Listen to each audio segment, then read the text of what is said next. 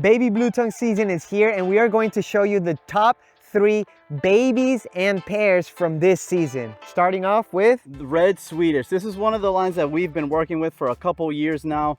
The red stuff is my favorite, and the only downside to it, it tends to fade. This guy right here used to be bright, vibrant orange, but he still produces amazing babies. And with the years, he just begins to fade a little bit more and more. Now he's like more like a peachy color. While this Swedish girl, they retain their color so well. This girl herself is like 6 years old now, bred multiple times, and she still has her color very, very well. So that's one of the reasons why I've been pairing them up, and some of the results have been amazing so far. And this girl actually comes from one of our tricolor lines, which you could see they get a bunch of speckling down the dorsum and these bright orange yellow bands, which is what we love. Like he said, we're trying to get these skinks to be bright red like he was, but to keep their color like this girl is. These animals produce some of the best babies, and wait until you see these guys. Everything wants to breed you. Ow! He bit you? Yeah. So here I have one of the coolest mutations available for blue tongue skinks. This is called an Ivory blue tongue skink. It is a recessive mutation, and what we're doing here is trying to produce some very, very nice high quality heads. This is a red Swedish animal, so what we're trying to do here is not only produce very nice heads, also produce some ivories that will hopefully retain its color as well. This guy actually had a lot of yellow up until maybe a year ago. He's about 3 years old now, and it just keeps fading and fading and fading with age. I mean, which is still very cool, but I would love it to have some variety, maybe with some yellows, some oranges, and that's what we're kind of hoping to get out of this pair. There is a degree of polymorphism with these animals, and if you were to breed and stack this coloration, we might be able to get it to peek through the ivory color. It might be a shot in the dark, so who knows, but we might as well try. And at the very least, we're gonna get some really nice heads that are gonna be better than anything else that's out there. This is a breeding pair that I really like, because most people that focus on ivories aren't producing really nice heads.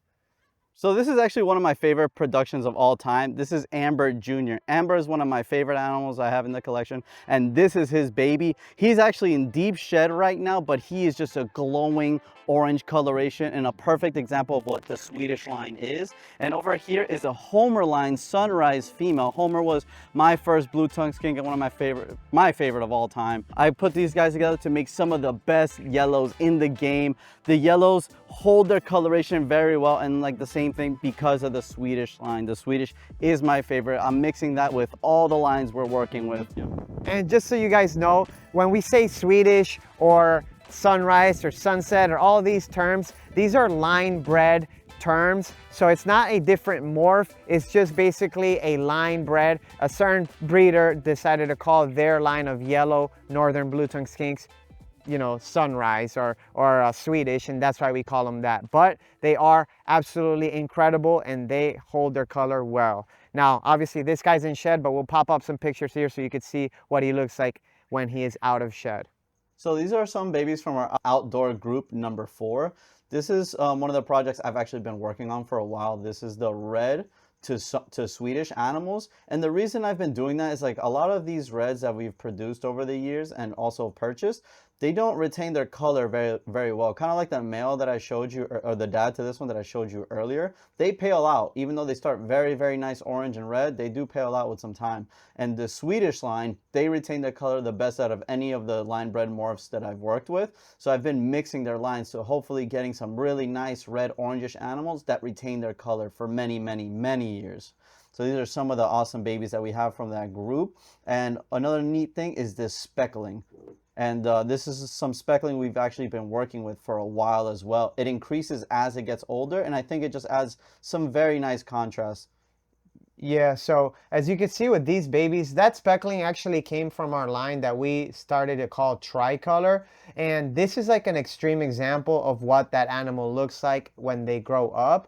So you can see here on my hands, I have this adult blue tongue, and what that speckling does is it starts to spread, and it makes adds a bunch of white down the dorsal, and it still has the beautiful orange and yellow side bars, also the brown, and then that speckling on top is just the cherry on top. I think these are some of my favorite blue tongue skinks just because they are, you know, kind of like, I feel like we've kind of made these popular at least. Like a lot of people, when they see these, they probably think of our animals, and I think that's the coolest thing ever.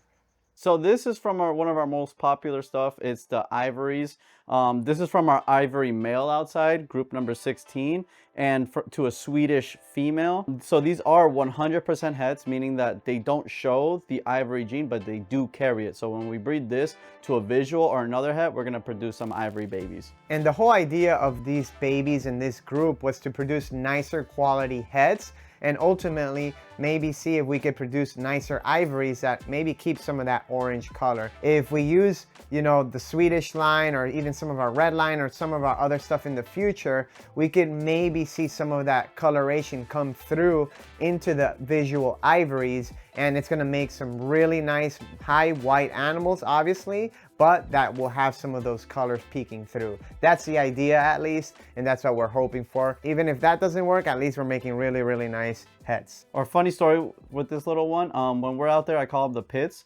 And when babies are born, you're just like, oh wow, there's babies. So you start collecting. I grab a bin, start collecting a bunch of babies, see how many there are in there. And normally it's been pretty good. They're all very feisty when they're babies, but they usually leave each other alone. This was one of the smallest litters, a litter of 5. So I put them all in a big bin together as I'm collecting, looking through babies.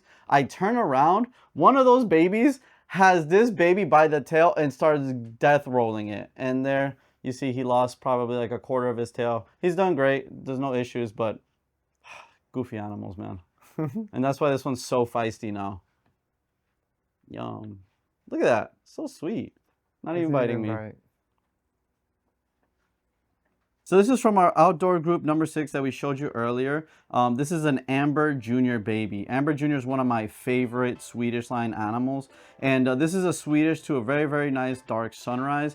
And I love these. This is probably my favorite mutation to work with because, like I mentioned earlier, they hold their colors so well. Now, one of the keys to look at which Swedish is going to be the nicest, they're all very nice, but which ones are going to be the absolute nicest, are these ones that got this like green hue on their coloration. It's kind of, it might be a little hard to tell on the camera, but this one has it. Yeah, this one has it a lot. And then you could see that green coloration come from all the way to the top, all the way through the tail. A normal classic blue tongue is going to have a lot darker tail, and these guys get that coloration, nice bright, what would you call that? Like, what kind of yellow would you call that? It's like a deep yellow. Yeah, it's like a very, very deep yellow, and they get that color from their body all the way to the tail, and sometimes also the face. You can tell this guy has a little bit of coloration in this face.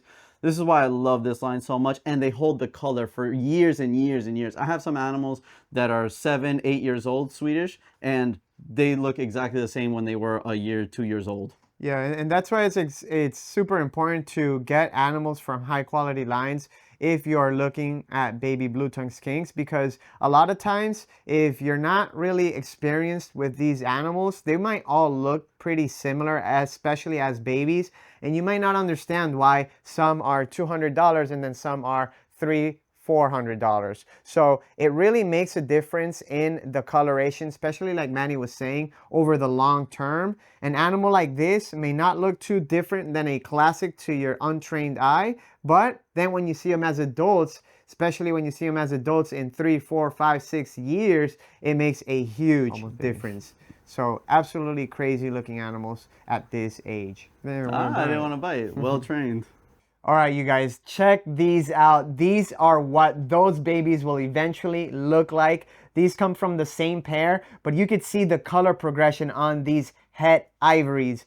Normal het ivories definitely don't look this bright orange and yellow, and they are some of my favorite animals because now I'm thinking that when we do finally breed these, they'll produce some high quality ivories, which was the goal. Yeah.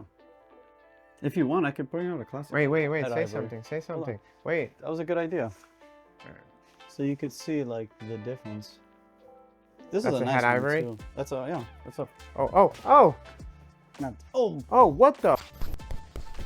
All right, so just so you get an idea, the one on top is like more of a normal het ivory, and then the one on the bottom is one of our hets that we produced by crossing it to some of our higher quality Swedish line animals. But with that being said, guys, we hope you enjoyed this video. We are super excited about blue tongue skink season. As you know, if you're interested in any of these blue tongues, make sure you check us out on our website, and we'll catch you on the next video. Shed, shed, shed.